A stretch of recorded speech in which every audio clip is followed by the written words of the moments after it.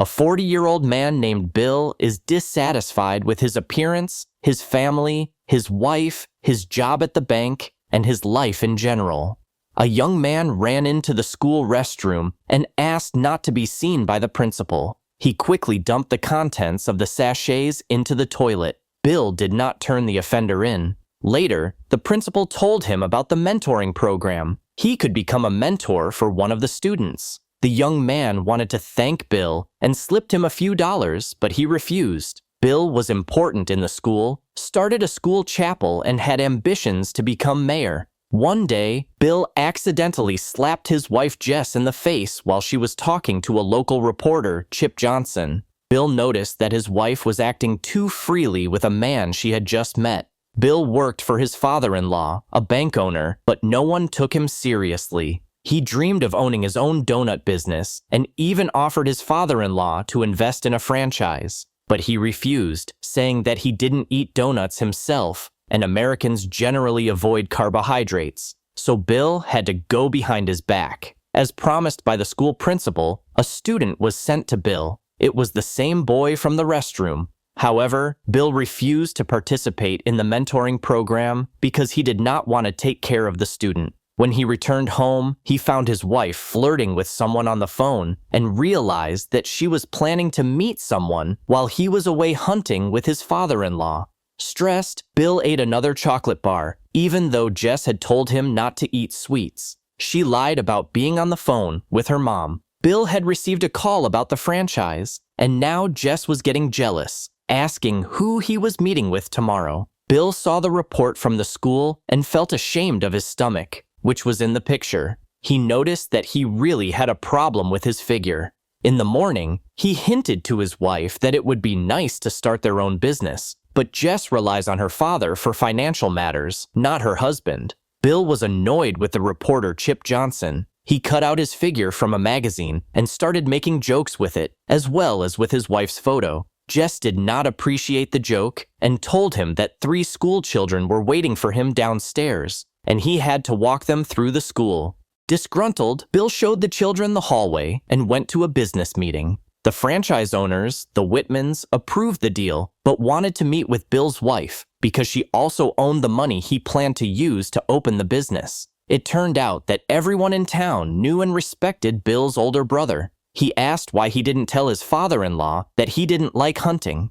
Bill explained that he had to pretend because his father-in-law paid all his bills. Before the hunt, Bill installed a camera in his bedroom. 2 school children were also taken along for the hunt, although Bill didn't like it. When the dog refused to fetch the duck, Bill had to drag it. Upon returning home, he immediately ran to the camera and hid it under his jacket. However, what he saw on the tape shocked him. Jess was indeed cheating on him with Chip, and even mocked her husband. Angry, Bill wondered who to punish first, Chip or Jess.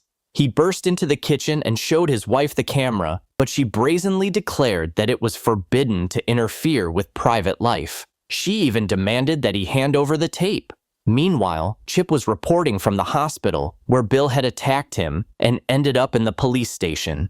The students liked Bill, and they found in him a real mentor. They greeted him with applause and cheers. The children did not like the lying reporter. The boy promised his mentor to help him with his wife. An employee walked into Bill's office and told him that the video of his wife had been sent to all bank employees via email.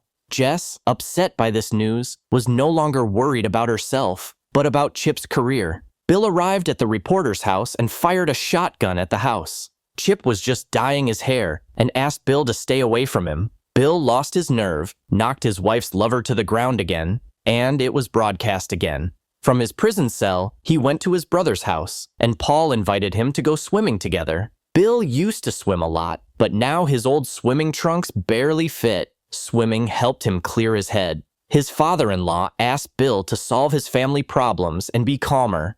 When Bill and the Whitmans were choosing a place to build a store, he lied that he still couldn't arrange a meeting with his wife. In this case, the Whitmans wanted to see the bank where their business partner worked. A schoolboy was already sitting in the office. A girl was also barging in, unhappy that she hadn't been invited to the hunt, claiming it was discrimination. The boy liked spending time with the strange banker. Together, they went to the store to choose Bill a new pair of swimming trunks. The student advised him to make Jess jealous to get her back. Bill bought binoculars to spy on his wife and Chip, as well as other women. The schoolboy came to him again. The couple was being too noisy, and Jess realized that her husband was spying on her. His belly sticking out of the bushes gave him away. Jess took out Bill's clothes in a garbage bag and told him that she had seen him in the bushes with his young friend. Bill decided to dye his hair too, if Jess liked that kind of thing. He continued to swim, and even in the pool, the schoolboy kept up with him. Looking at himself in the mirror, Bill decided to get rid of the hair on his chest. And then, something unexpected happened. When he opened a chocolate bar, he didn't eat it, but threw it in the trash along with the rest of his sweets. Now Bill was going to update his wardrobe. A young friend offered to find him a girlfriend to help make his wife jealous. The guy was ready to pay Lucy $100 to play the role of a mistress. Lucy hesitated, especially since she said it was Bill's fault. Finally, Bill found some clothes that didn't make him look bad. Refreshed, he came to Jess and gave her a gift. Today they had a family dinner, but Bill immediately lost his appetite when his mother-in-law told him that the sauce was made from acorns. Suddenly, Bill almost broke a tooth. Suddenly, John, Jess's brother, started shouting and said that Bill was an ungrateful person. They had given him everything, even a position to work in their family bank. Jess suddenly stood up for her husband. Her father-in-law announced that he was running for mayor and asked everyone to behave properly from now on. He didn't know that a video of his daughter was circulating online and that it was made by his son-in-law. Bill invited his wife for a cup of coffee. Lucy, who had already agreed to play the role of the mistress, approached them and began to flirt with her husband. Then Bill suddenly started talking about how profitable the donut franchise was, but his wife was more concerned about the video that millions of people had already watched. Chip was waiting for Jess outside the house. She wondered how Lucy was feeling. Bill continued to go to the pool, and he even awakened his competitive spirit. Lucy pretended to be Bill's wife when they arrived at one of the Whitman stores together.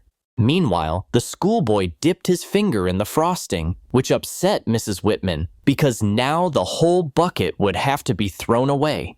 In this case, the boy offered Lucy to try the chocolate. She was surprisingly not embarrassed at all and licked her finger. At the checkout, the trio encountered a bad customer. Meanwhile, Bill's father-in-law entrusted him with setting off fireworks at the family picnic, and he and his young friends went to buy them. After that, they went to the store and started having fun.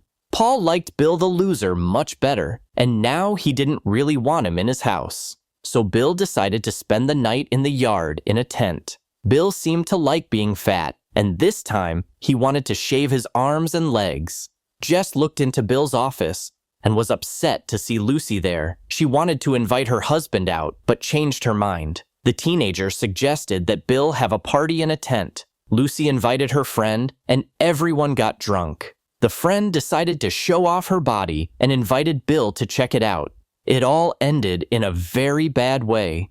Everyone gathered for a picnic, even the Whitman couple, who were brought by a red-haired girl. Chip also came there. Bill was forbidden to come within 50 meters of him, so the guards dragged him to the parking lot. Bill wanted to drive around the area, but because of the ducks that came out onto the road, he had an accident.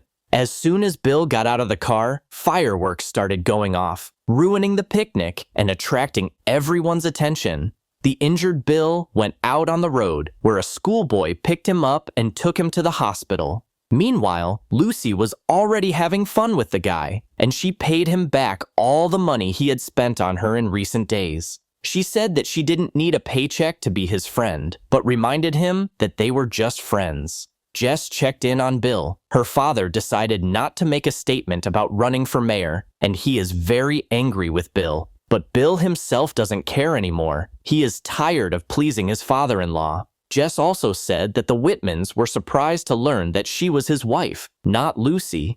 Jess offered Bill a ride, but he refused. Later, he went to his father-in-law and demanded that he resign. He also said that in his opinion, hunting defenseless animals was despicable. The father-in-law was not upset, but said that he would have done the same thing to Chip Johnson as his son-in-law. Bill went to meet with the Whitmans. Jess was sitting in the office, having already made all the arrangements. Apparently, she hoped to save the marriage. However, Bill admitted that he was going to give up the franchise. If Jess wanted, she could go into business on her own. He doesn't want to sell donuts or sit in a bank, but most importantly, he doesn't want to be a servant to everyone anymore. They should part ways. The banner was taken down and their shared house was put up for sale. Bill looked in on his young friend and advised him to never pretend. Otherwise, one day, he would find that his life was far from his dream. And Bill himself is off somewhere, not knowing where. He is ready to start a new chapter in his life.